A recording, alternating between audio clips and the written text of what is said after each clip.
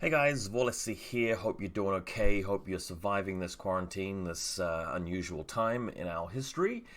But Tabletop Simulator, infiNity, the League, it's going really well. Everybody's finished their first round game. Thank you so much for being organized and messaging people and getting the games happening. We've got the easy round out of the way. It's now going to get a little bit more difficult because the person that you're paired up against is going to be completely based on the scores rather than me trying to put the Australians against the other Australians and the Americans and against Americans and Europe guys at the same place. So be mindful of the fact that your opponent may be on the other side of the world. Be flexible and talk to your opponent about when you can play. And if you're having any issues scheduling a game, contact me on Discord ASAP and we can work something out. That said, let's go ahead and look at round 2, which will be on the mission supremacy, and we'll see how the field has developed. Of course, as usual, all of the appropriate links are pinned in Discord. I'll make them available in the video description of this video. It's not too late to sign up to the league. Have a look at my numerous videos about that. But here we are in round 2. Now, first announcement I will make is that we had Felchanon and ERS, or ERS, who were not in the scheduled league and didn't ask to be specifically, although there was a bit of miscommunication between me and Felchanon. I have made the decision, and this will be only a round 1 decision and won't really be applicable for other players in the future, but I've made the decision to promote them into the scheduled and ranked competition. So they will actually be in the into the matchmaker now. Both of them have played at least one game on Frostbite against just another league opponent, just like everybody else did, and they won their games quite convincingly. So despite the actual scores they got, I am pairing them up against each other rather than other people. Felchanon is actually at the top of the leaderboard, having played somebody and blitzed them and got 340 points. I'm pretty sure he played somebody who wasn't really part of the scheduled league, though. Urs only got 9 objective points. There are a lot of people ahead of him on 10, but we're still going to give them each other because they've started from the same place. So I hope you guys don't mind that. I'm making that ruling now, but obviously round 3 and onwards, it will be purely based on results rather than any kind of maneuvering from me. Anyway, we have the rest of the league here. Killer Whales is at the top. I personally have played my first league game, not a scheduled game, of course, just one of the unranked games, and it was against Killer Whales, and I played a pretty good game. It was Yuching versus Foreign Company on Frostbite, of course. I actually had a really good position. He thought that he could assassinate Valkyrie with just an SMG, and he didn't realize, I think, that I had total immunity. But of course, she just whiffed everything, failed the dodge and all the armor saves, and just died anyway. And then I maneuvered myself into a really good position to win, regardless at the end of the game with a bit of a push to kill his data tracker in return. But my fully linked CSU just fluffed everything. All the nanopulses, BTS checks were saved, so couldn't pull it out. It was a close game though, so congrats to Killer Whales also for doing well so far in the first round. He'll be up against Stoneman's OSS. And you guys can see here, obviously, look for your name on the left and the right, and the corresponding row will correspond to you. So it's Dev versus Journey, Pseudonym versus Bolshevik, CRS versus Theronth, and so forth. Right down to Alonso Bazus and Denicol, who are the only players who've got 0 points on the board. So that's going to be changing after this round. But please, get to it, guys. Play your next game within the next week, and we can keep rolling with the great momentum. So round 1 pairings are over here. You can obviously see who won, each round in the first round. And the leaderboard is continuing to be updated with obviously the scheduled rank on the left and as best I can the unscheduled unranked on the right, which includes everybody's results. We're starting to get a little bit of data in there. Now if I go by win percentages, or in fact even better, if I just go by tournament points and just filter it that way, yeah, you can see that a bunch of these people at the top have played a whole bunch of games. If you're looking for an opponent, at this point in time, I would start to encourage you to try and play against people who are doing similarly well or similarly poorly. So if you're one of these guys down here who hasn't won a game yet in the league, maybe play against one of the other guys who also hasn't won a game yet. And if you're one of the guys who has, played a game and you've won exactly one game and you've won it decisively, maybe play against one of the other people here. Remember, you may run into each other again in the actual scheduled part of the league, but that's okay. Like, that's fine. As you guys would have seen from my previous video update, we are announcing that you are allowed to use a different faction, a secondary faction, and you can only choose one secondary faction for your unscheduled and unranked games. I do realize that the new sectorials came out last night. White Banner and Svalheima. Had a good look at those, and yes, I will be doing a faction review of them probably next week, so look out for that. But if you want to play Svalheima or White Banner in the league, you can, just not in the scheduled and ranked part of it.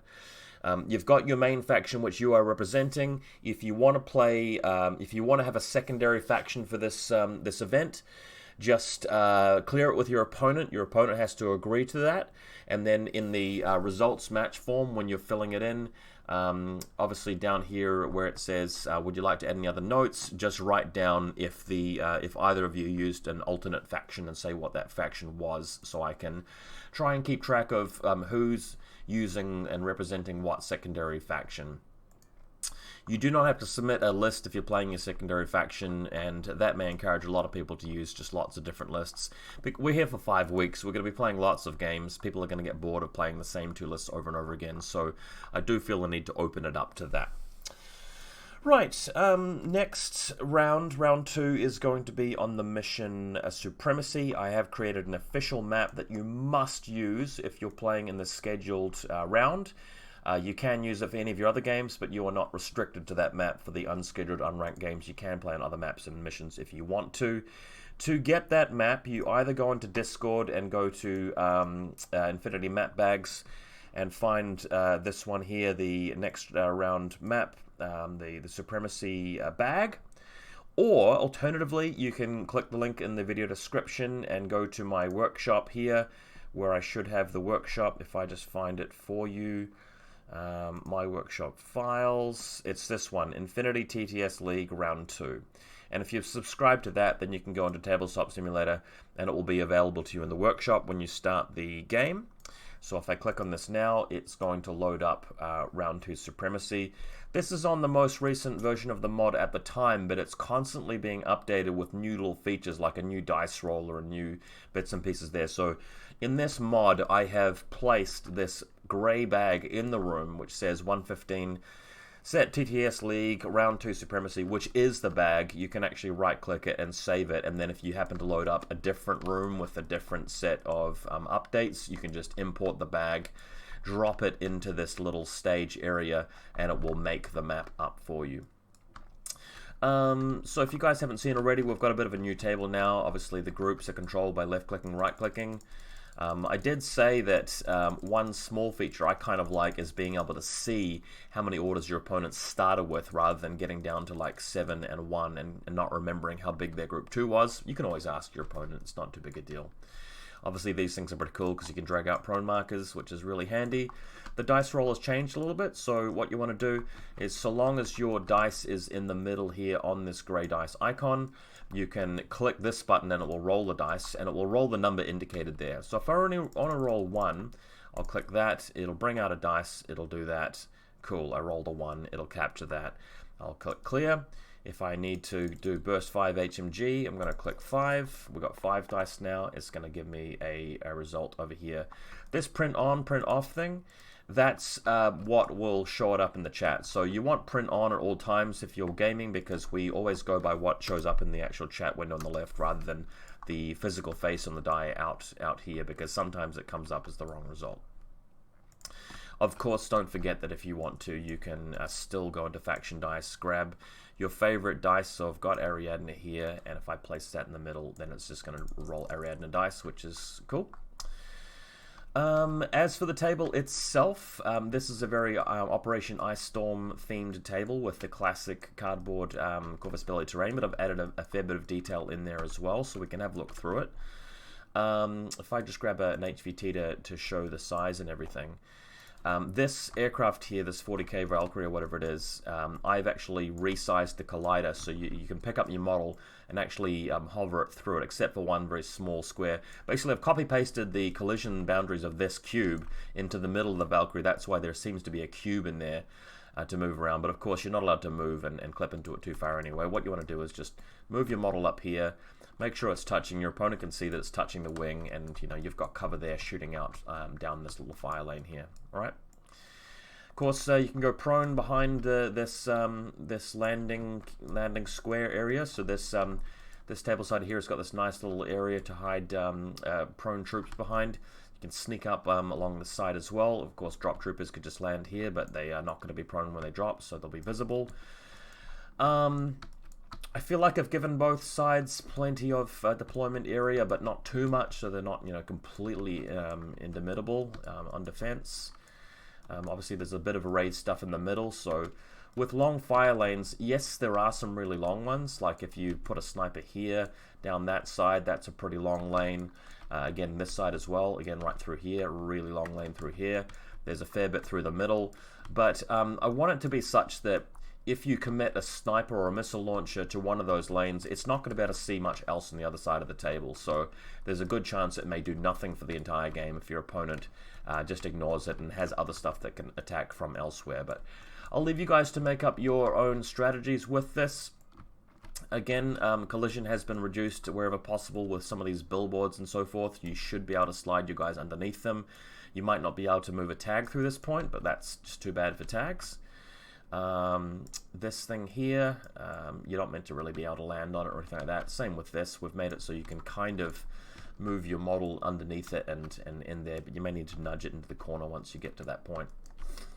So hopefully you guys enjoy this table and you enjoy round 2 and have a good time with Supremacy. Keep posting your results. Have a bit of fun with Sphelorama and White Banner in your unscheduled games if you want to, if you really feel like representing them, but you are going to commit to them for the rest of the league along with your existing faction, unless we open it up further later on, which I hope we won't need to. And yeah, I've finished playing Doom Eternal. Great game. I have a bit more free time to play Tabletop Simulator, so I'm up for some Tabletop Simulator games with my foreign company.